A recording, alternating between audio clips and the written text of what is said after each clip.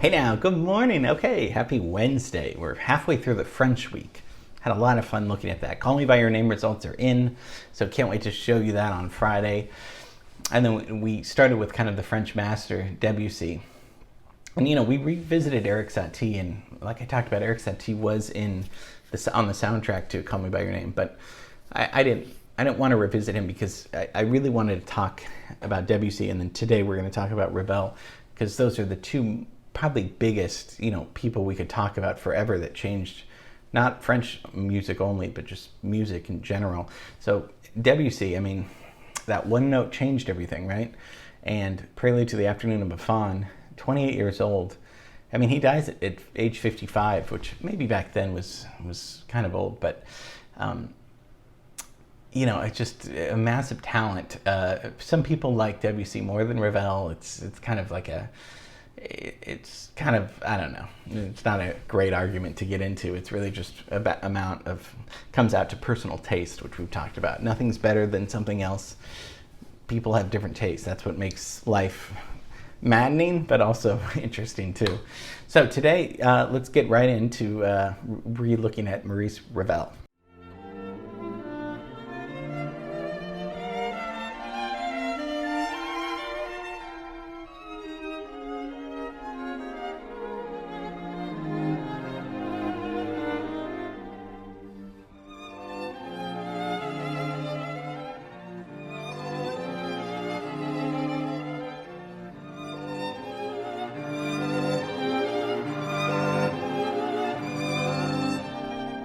Here's why he's important. One of the reasons why. He took orchestration to a new level. So what do I mean by orchestration? Composers write mostly for orchestras, right? If we just simplify it. They write for pianos, but orchestras filled with 80 players sometimes. So we've gone over the instruments, violins, trumpets, the brass section, the percussion. Okay. Debussy and Ravel come in the early 20th century. And them, along with some other painters and philosophers, they come in with this, with Impressionism. Now, Impressionism is paintings like Monet, Matisse a little bit later. And these painters and composers, whether they knew it or not, were creating a whole new movement. And so what does this have to do with Ravel's orchestration? He starts writing so specifically and particularly for each instrument in the orchestra to their best ability of how the instrument works, okay?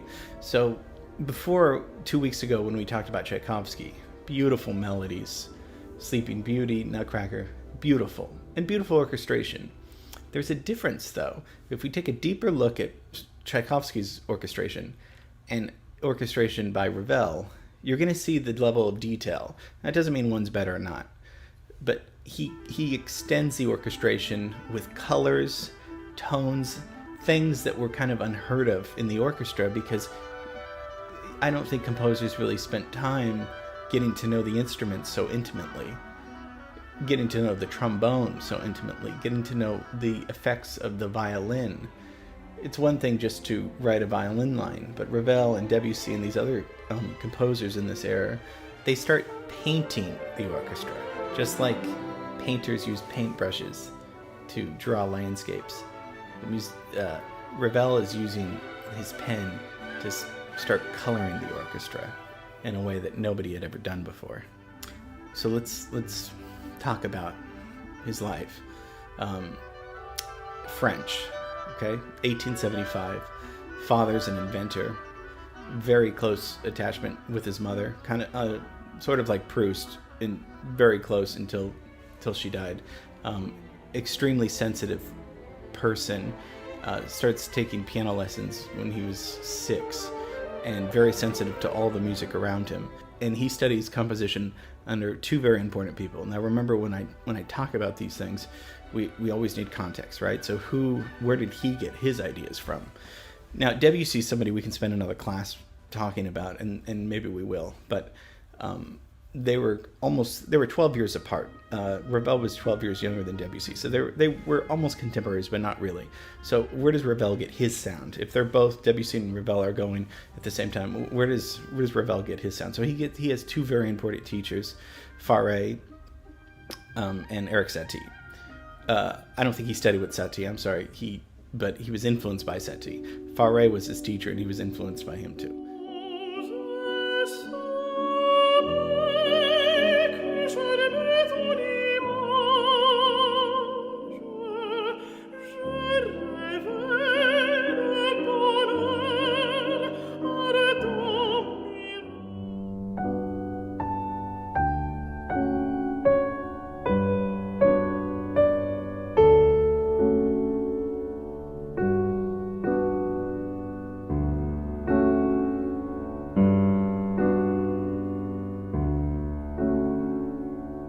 So with these two composers he's influenced by, you can already hear the prettiness in the music a little bit. So he's going to be taking some of that prettiness, for lack of a better word, and putting it in his own compositions. So he writes everything on the piano, and then he translates it to the orchestra. So we'll take a listen to some of my favorite pieces, some of the most famous pieces that he's done. And I mean, honestly, just enjoy it, how wonderful and soothing these pieces are.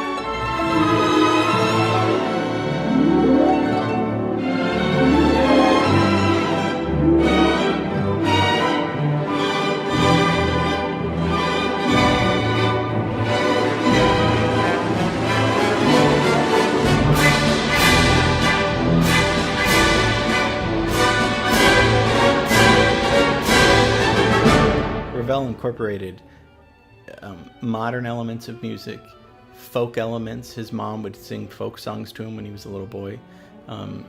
Neoclassicism, and later jazz in the 20s. There is a great story of Gershwin, the famous songwriter, wanting to study with Ravel and going to Paris to talk to him, and Ravel saying, there's nothing I can teach you. You would just be, a second-rate Ravel instead of this great songwriter.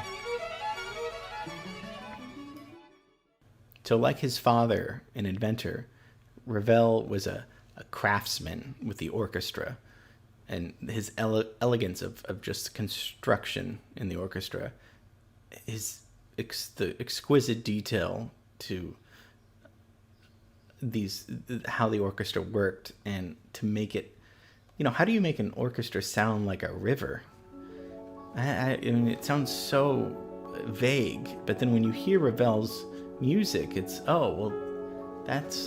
it's dreamlike. It's just, you just want to put your head down and watch the clouds and just relax. So such beautiful music, beautiful melodies, beautiful orchestration.